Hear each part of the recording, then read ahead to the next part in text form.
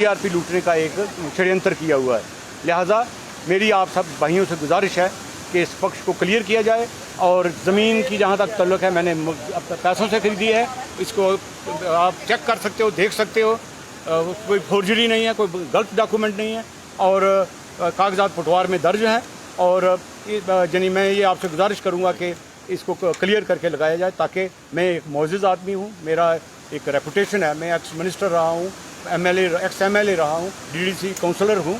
तो और ख़ुद ये राहुल कपूर मानते हैं, ये मैंने आपको मैं अभी सुनाऊंगा, मैं अभी मैं ये आपके सामने रखूँगा कि ये मामला मुझे गलत लगता है। जगजीवन लाल जी का इसके साथ कोई लेना देना नहीं है और खामखा उनको घसीटा जा रहा है, ये खुद राहुल कपूर इसमें माने हैं। मुझे ये दिया जाए मैं ताकि इनके सामने पढ़ के सुनाऊँगे, जल्दी से जल्दी इनको दिया जाए। जिस तरह से देखा जाए पहले तो आपके ऊपर आरोप लगाया गया, बाद में उनको बोला गया कि घसीटा कहीं ना कहीं आपको घसीटा जा रहा है। हाँ, थोड़ी पता नहीं कब रात को फिर दूसरा भी पक्ष चला दिया उन्होंने। तो फिर जब उसको पता लगा कि मैं गलत हो गया हूँ तो फिर हमें उन्होंने ब्लॉक कर दिया। हमने उनको कहा कि भाई हमारा इंटरव्यू भी आपको लेना चाहिए, तो उन्होंने बजाय इंटरव्यू लेने के हमें ब्लॉक ही कर दिया हुआ। अब तक वो ब्लॉक हैं, हम ब्लॉक लिस्ट में। ये आप सुन सकते हैं।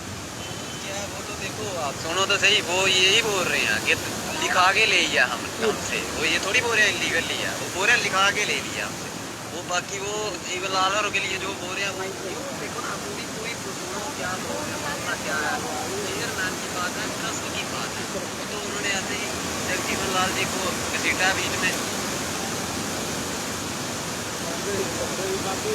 सर ये जानना चाहेंगे, अगर इस तरह से आपने कहा कि आप ना तो ट्रस्ट के मेंबर हैं ना वहाँ, फिर आपका नाम लेना क्यों उन्होंने इसे समझा, क्यों आपका नाम बीच में घिरा, इसके पीछे क्या वजह रह सकती है? मुझे लगता है कि मेरे अपोनेंट्स हैं बहुत सारे, तो ये पॉलिटिकली मोटिवेटेड है और मुझे मेरी इमेज गिराने के लिए ये सारा षड्यंत्र हुआ है। और मैं समझता हूँ कि इसका मैं बराबर इंसाफ के लिए मैं कोर्ट में गया हूँ। कोर्ट में मैं नोटिस बन गया है और वो नोटिस आज 1-2 दिन में डिलीवर हो जाएगा। उसके बाद मैंने एफआईआर वगैरह के लिए एसएसपी साहब को लिख दिया है। और कोर्ट ऑफ लॉ इसमें इसके 2 पहलू हैं, एक सिविल कोर्ट में जाएगा केस जिसे कहते हैं सिविल सूट, और दूसरा क्रिमिनल केस, क्रिमिनल होता है जो इसमें जाएगा, पुलिस में जाएगा।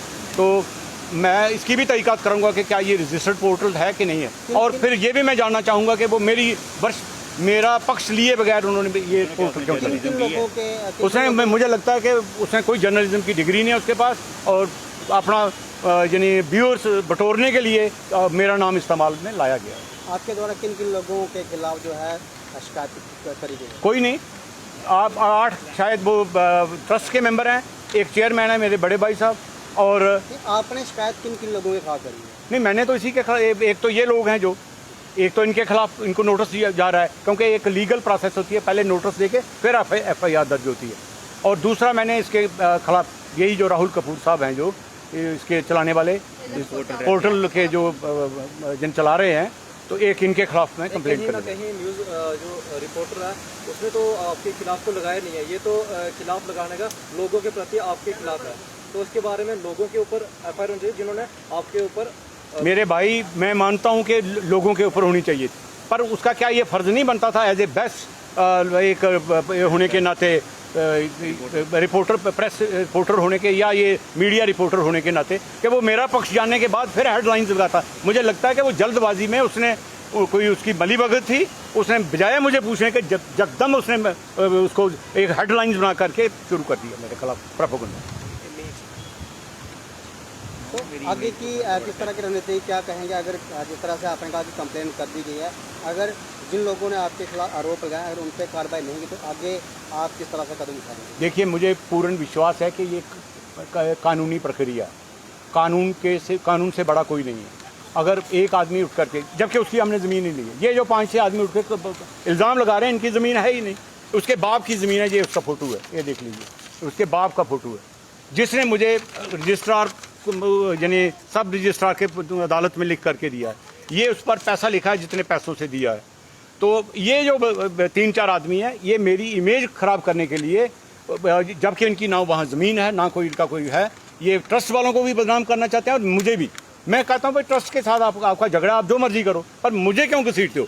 इसने एक जगह ज़मीन नहीं बेची है, वहाँ बहुत सारे KS अफसर और बहुत सारे लोग हैं जिनको ज़मीनें बेच दी है, अपनी ज़मीन सारी बेच गया है, और यहाँ तक कि ट्रस्ट की ज़मीन भी कुछ बेची है, और फिर रास्ता ट्रस्ट वालों से मांगता है।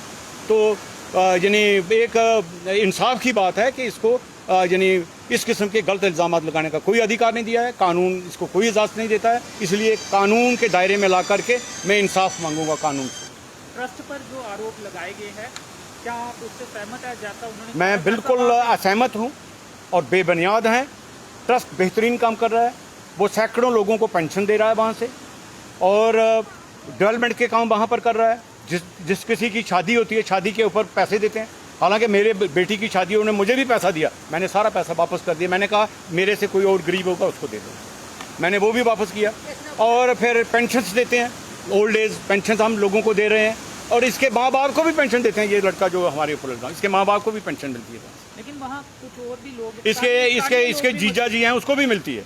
वहाँ पे स्थानीय लोग भी मौजूद थे, आगे पीछे काफ़ी लोग थे, तो वो एक परिवार नहीं था, कुछ और नहीं, वो 6-7 आदमी थे टोटल। और अगर आप मुनासिब समझें तो कल वहाँ आ जाएं, मैं सारा गांव इकट्ठा करके आपसे मुलाकात करा दूंगा। कोई आदमी इसके हक में नहीं है, इसने सब लोगों को तंग किया हुआ है, लड़ाइयाँ झगड़े पैदा करता है, लोगों के साथ मुकदमाबाजी करता है, और ना जाने इसके ऊपर कितने कंटेम्प्ट केसेस हैं कोर्ट्स के। और इसका शेवा ही यही है कि सिर्फ लोगों को तंग करना, और फ्रस्ट्रेटेड लगता है मुझे, फ्रस्ट्रेटेड है क्योंकि इसने इस किस्म की जो लैंग्वेज इस्तेमाल की है, एक अक्लमंद आदमी कभी किसी के खिलाफ नहीं करता।